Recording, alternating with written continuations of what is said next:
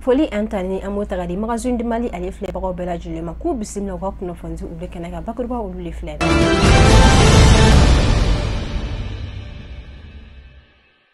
kakeni an kotigi kalimbe no di docteur Sukal ko kala mega ali ne folke mawi kata accord d'Alger ali bla bla kuna amna ndadu la ko wala kuna fondi nasra wala sa wetali ke an fintila ko ko chesinu wa jijo ko na la sa usira ka ONG ma ko bul fa ko taraki ni jo wala ma wala sa amna ndadu fanna ko wala fokata se an kuna fondi ulu la bana sa an domine lambe na ali ma dugo jena na ali to ko maganda nyon bela jile mali do ajiwanna ali we berla no basina antla ko wala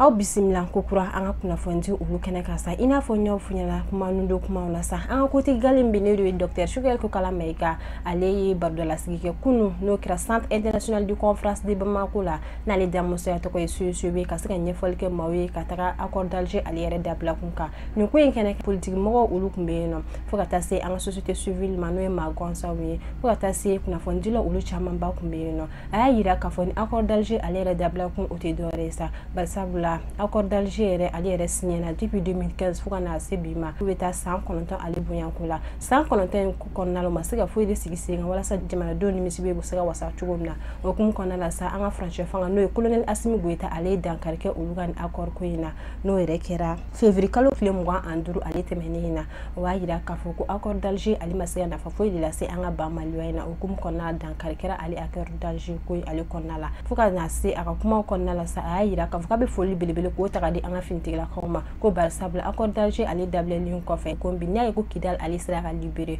ko kera uluga wulika joy na fona di nasrofe albi na fonya fona chugumna anga fintigla ko chesiri nuka jijan uluko na la sa ONG mbino na be wele ku ONG Suède Mali uluka boli fendo ko mtra jiwa ke wale mawbulu abi bwati jambo ene ataka la je ka kayni sibiri no bena fe bi kalo klem gwa ananma ba dirpa mawe communiquer ka foko ni mobile ko fere no ere marque ko ilexi ko fintigla ko sira ka neni ma ko fele nbulu ninga asiku usiguma fokata si an rega machine ma fe ma nan ko ordinateur ulu fana ko minena relusi maw fe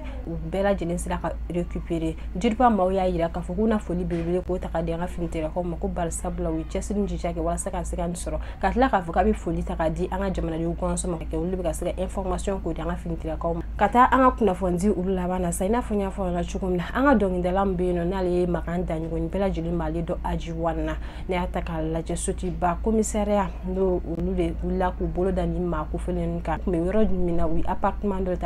yere konna la sa o ko me ga fen jugu ko resama o konna la no kunun tena no bena février kalo klem mo an warma wu bolo dani ma ko felen ka ma ne beta ma tan bunyan ko la tan bunyan ko konna la muso fla o wale konna la tribunal 1 donc wa kitu bela je na ke au procureur ali fait ni ne be dansi ke anga bi kuna fana an sira kan mun fara nyon ko dama ama fo au kan